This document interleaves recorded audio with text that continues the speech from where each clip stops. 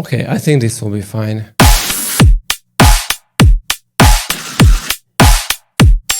So basically we are done with the drums. I don't want to compress it. We will see at the end if we need some more compression. What about making your sound better? Okay, so let's start with the BPM, set it to 100. And for the first step, I want to make the drums. And I have this very nice loop that I created previously that is very, very suitable for mid-tempo. This is how it sounds.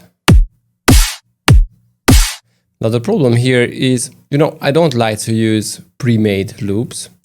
I want to have a kick and a snare so I can treat them separately. But the problem here is that they are glued together. So what I want to do is copy the kick.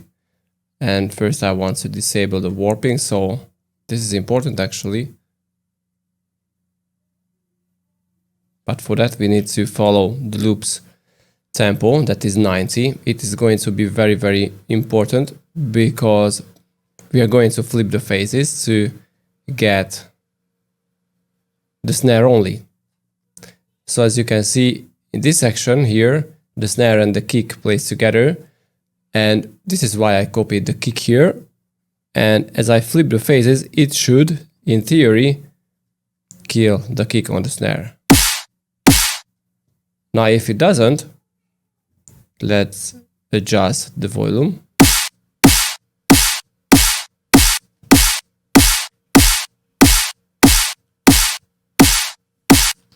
So at around -2 decibels, it is a lot better. So let's resample this thing. And as you can see, we don't have the kick on the snare, just with a very slight amount, but this will be good. So we have the kick. Let's set the tempo back to 100. This is what I want to use.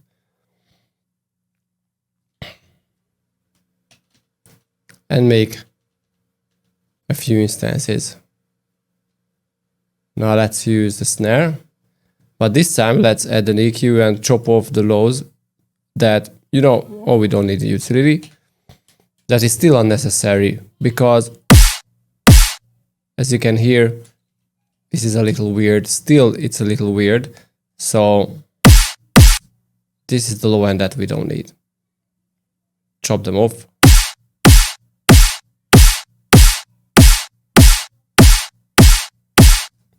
Alright, but before we go forward, let's group this and let's call these drums. And let's drop a saturator.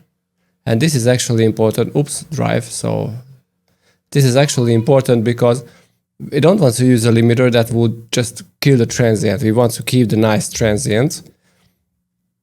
And the saturator is a perfect way to keep it.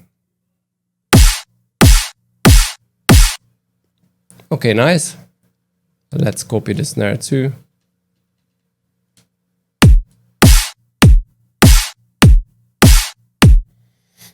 Now, here is one thing that I want to tell you. So, as you can see, we kept the fundamental frequency or the fundamental harmonic of the snare. That is at around 260 Hertz. And it sounds nice, but maybe if you don't have enough room, what you can do is go to the EQ8 and, chop that 260 Hertz on the kick drum when the snare hits. So 260, make a cut. Yeah, something like that. But only do this when the snare hits. So let's automate the gain.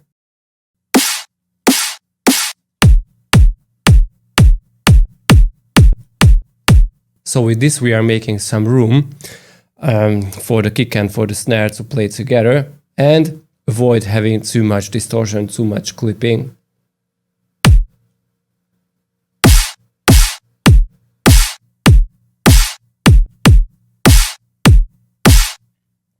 So this is optional. I'm not sure if I want to do it, but let's keep the EQ8 here. Okay, next let's use some top loops. And this is again what I made previously. And actually with the tops it is very important to have these little glitches.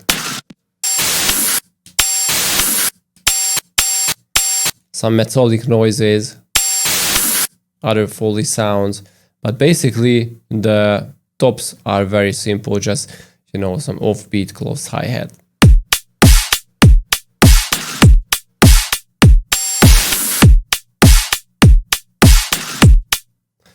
But I think this is too short, so what I want to do is just copy it, make a new instance, and, you know, reverse it. Of course, fade out the actual hi-hat. Or what you can still do is, you know, lengthen this thing. So hit Shift and pull back the original hi-hat. And this is nice. Let's copy it to the other section too.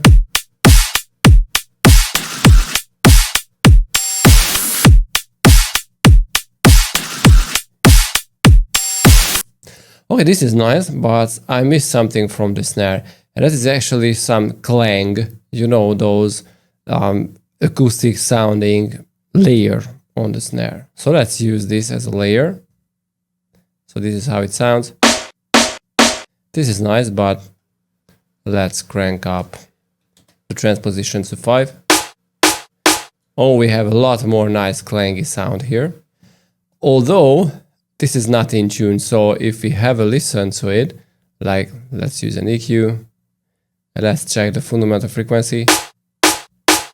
That is the loudest. You can see that it is on D#3. And that must be cool. So let's apply a 4x high cut, low cut, sorry.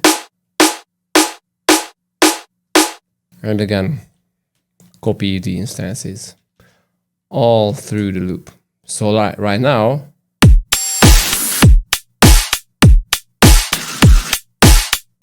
the high frequencies are a little too much here. So we don't want to conflict the layer snare with the original snare. So I just want to have a nice clanky kind of thing, but not too much noise on the layer snare, because, you know, the original snare sounds fine. So the only part that I miss is the clang, and that is, you know, this section.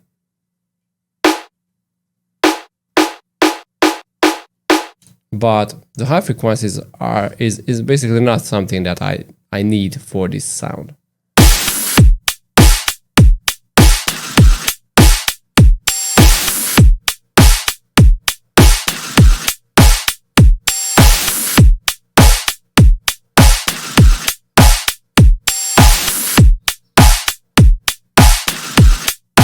Maybe this is even better. So we boosted the frequency at the same key. So D#3, you can see it here in this little box that we are in D#4, sorry, D#4.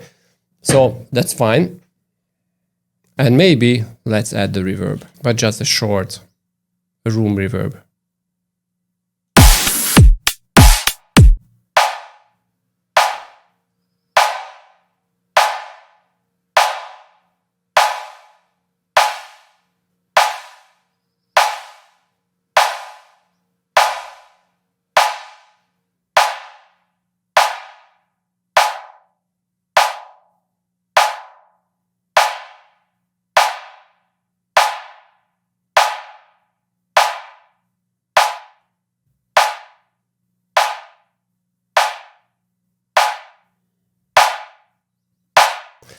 Okay, I think this will be fine.